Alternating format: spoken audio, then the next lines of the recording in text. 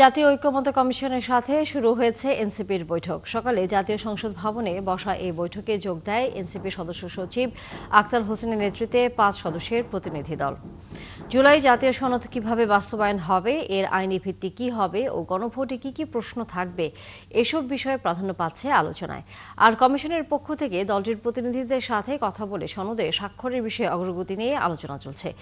এর আগে গেল 17 অক্টোবর জাতীয় সংসদের দক্ষিণ প্লাজায় জুলাই জাতীয় সনদের স্বাক্ষর অনুষ্ঠান হলেও সনদ বাস্তবায়নের পদ্ধতি ও প্রক্রিয়া সুনির্দিষ্ট করে উল্লেখ না করায় অংশ নেয়নি এনসিপি। সনদের এসব দিক উল্লেখ করে 31 অক্টোবরের মধ্যে সরকারকে সুনির্দিষ্ট প্রস্তাব দেবার কথা রয়েছে কমিশনের। এখন পর্যন্ত সনদে স্বাক্ষর করেছে 25টি দল। এ বিষয়ে আরও খবর নিয়ে যুক্ত হচ্ছেন সহকর্মী ফরহাদ ইবনে মালেক।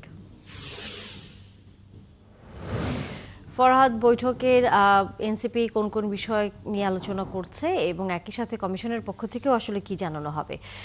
এরই মধ্যে কোনো নেতার সাথে কথা বলার সুযোগ হয়েছে কিনা আপনার, যে এনসিপি 31 অক্টোবর যেহেতু রয়েছে এই জুলাই সনদে স্বাক্ষর করার, সেই বিষয়ে তারা আসলে শেষ পর্যন্ত কি সিদ্ধান্ত নিতে যাচ্ছে?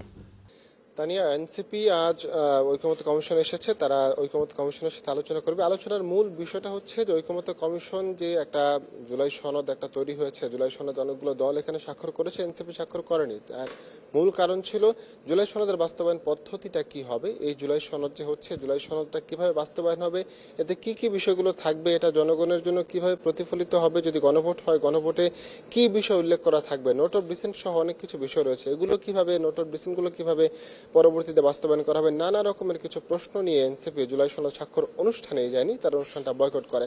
এখন তারা এসেছে যেহেতু 31 অক্টোবর পর্যন্ত ঐকমত্য কমিশন সুযোগ দিয়ে রেখেছে যে তারা যে কোনো দলের সাথে আলোচনা করতে পারবে, প্রয়োজনে স্বাক্ষর করতে পারবে।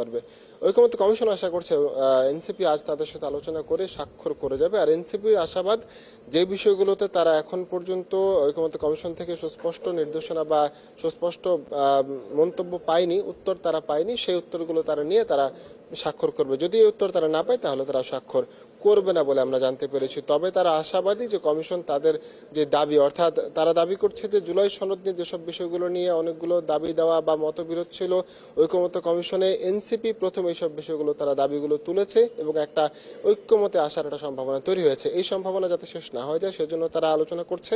এই আলোচনাটা চলবে বেশ কিছু সময় পর্যন্ত। আমরা জানতে পারবো কি কি বিষয় নিয়ে আলোচনা হচ্ছে। আলোচনা শেষে কমিশন এবং ঐকমত্য কমিশন দুদলই ব্রিফিং করবে। ফরহাদ, নিশ্চয়ই আমরা ফিরবো আবার ওই বৈঠকের খবর জানবার জন্য আপনার কাছে। সহকর্মী ফরহাদ ইবনে মালেক ছিলেন আমাদের সাথে এতক্ষণ।